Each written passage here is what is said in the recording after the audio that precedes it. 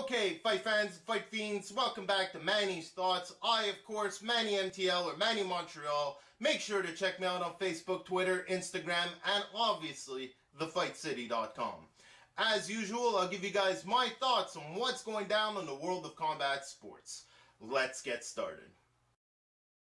Welcome back, fight fans. So to start off the show, a quick recap of last weekend's events.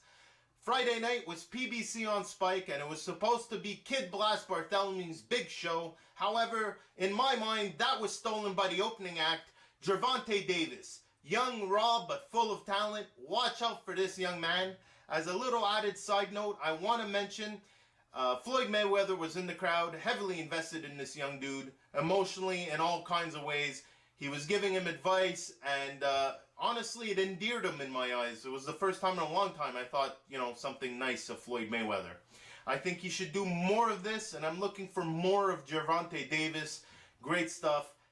Great night of fights. Okay, so that leads me to Saturday. Saturday, we had the UFC and HBO boxing. Now, on the UFC, our main card opened up with Randa Markos, and for a lack of a better word, they screwed her. See, I got a big problem with judging, and so do a lot of people, but this is a prime example. Randa won the first round, she won the second round, and she lost the third round. There's no arguing that she lost the third round because she was gassed and running on her back legs. The other girl was coming at her, but not really doing that much, but you could tell the other girl was the aggressor. Second round, without a doubt, without a shadow of a doubt, that was Randa's round.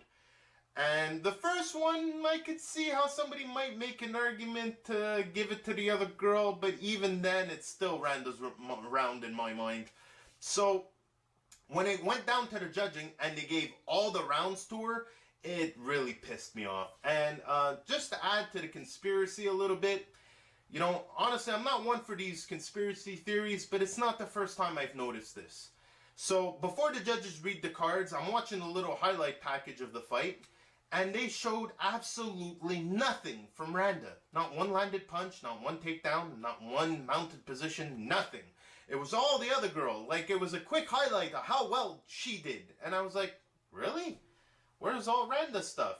And I had a feeling, before they read the cards, after watching that they were going to screw her. And sure enough, they did. We all know you won.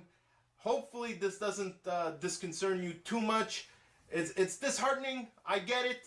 And it's really, really tough on her, but hopefully she comes back strong from this, and on her next fight, she doesn't leave it up to the judges. Then that leads me to the Cowboy fight. A little bit of a letdown. Cowboy worked so hard to get that second shot at Dos Anjos, and to get that title shot. And man, for it to evaporate on him like that so quick, it's really, really tough for him to swallow. It's tough for me to swallow, so I can only imagine. Hopefully he comes back strong too. That was a tough night of MMA for me. Now over to HBO boxing. Again with shitty judging. Somehow, someway, Sosa fought so hard that it was a draw in the judges' minds, but somehow a shutout in everyone else's. Nicholas Walters won every goddamn round of that fight. Mind you, I think he should have been able to do more. But he won every round. No question, every round. Sosa was good. He's a journeyman. He lost every round. For that to be a draw is a spit in Walters' face. Obviously, Walters is doing something wrong. People don't like him or something, because I don't know what to tell you. When judging's done that way, it really, really feels personal. Thank God for the heavyweights saving the day. King Kong Ortiz versus Bye Bye Jennings. A lot of the big name journalists out there were picking Bye Bye, but I stuck by my man King Kong, and he delivered. A lot of people were questioning on whether or not he would have gas. My big man had gas. Honestly, if I was somebody living in the States, I would maybe look into whether or not George Foreman at one point in time snuck away to Cuba and maybe had some fun. Because King Kong Ortiz is part of a different generation. 350 amateur fights. You were worried about his gas? Come on now. Power for days. Beautiful uppercut. My only gripe is that I honestly feel he could have done everything he did a little sooner. Irregardless, beautiful knockdown. And now everyone's talking King Kong. They got a strap on him, but they can't call him the champ. It's a really messed up situation, but it is what it is. Remember what I said at the beginning of this year. The heavyweights were coming to take over. 2016 is going to be amazing for heavyweight boxing. It's going to be a great year. Looking forward to it. So that leads me to what's going on thefightcity.com this week. As usual, daily posts, great articles, fresh on the daily. Make sure you check us out on Twitter and Facebook and Instagram. We're all over the place. Great videos and pictures. If you want one of the Fight City t-shirts as a last minute gift, go ahead and hit us up on the website or hit me up on Twitter or Instagram. I'll get it to you. Last but not least, usually this is the part where I talk about what's going to be going down next week, what we can watch and go to this week. However, it being Christmas or the holiday season, there isn't that many fights. There's some stuff we can check out in Japan, and I'm going to have a great show next week talking about what the UFC and Fedor and everyone else has got in store for us for the beginning of next year. But I want to make a quick message in the spirit of the holiday season. Everybody that's got beef with somebody, if it's something you can bury, please do.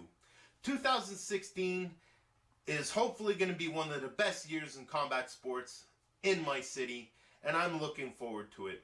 And the only thing that's holding us back is ourselves. If we were all united, there would be a lot less crooked promoters. There would be a lot less bureaucracy and legal issues concerning our fighting sports.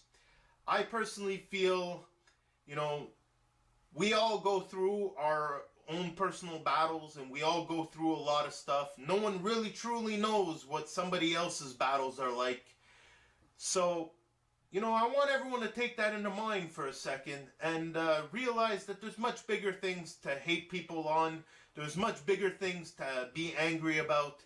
And in the end, life is so goddamn short. There's no point in having or holding something in your heart against someone that in the end, if you really examine it, it's not worth it.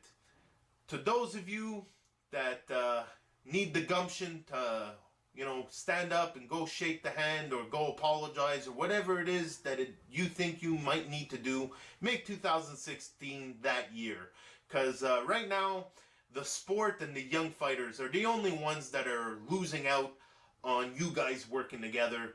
And obviously I'm not naming names because this actual conversation could apply to so many of coaches and gyms and trainers that I know and even fighters.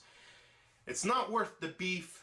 If you wouldn't shoot the guy over the issue, then let it go. That's my personal opinion. You guys can hit me up about it. Talk to me about it, but for the holiday season, I just want peace amongst us all. Now, make sure you check us out next week. Make sure you go to thefightcity.com. Next week, I will give you my wrap-up of 2015, what I think every promoter, every manager, every coach should look out for in 2016. I'm going to give you a list of names that most people would pay for. If you're not watching this from Montreal, then there's a strong chance you won't know some of the names I'm giving you, and you're going to thank me for those names. Watch out for my Hot in 2016 list, who to look out for in 2016. That'll be going down next week. Make sure you check out The Crow Speaks next week. We got a great piece, him talking about Fedor coming back. That's it for me this week. Make sure you tune in to the Fight City. Like, share, subscribe. I'll see you guys next week.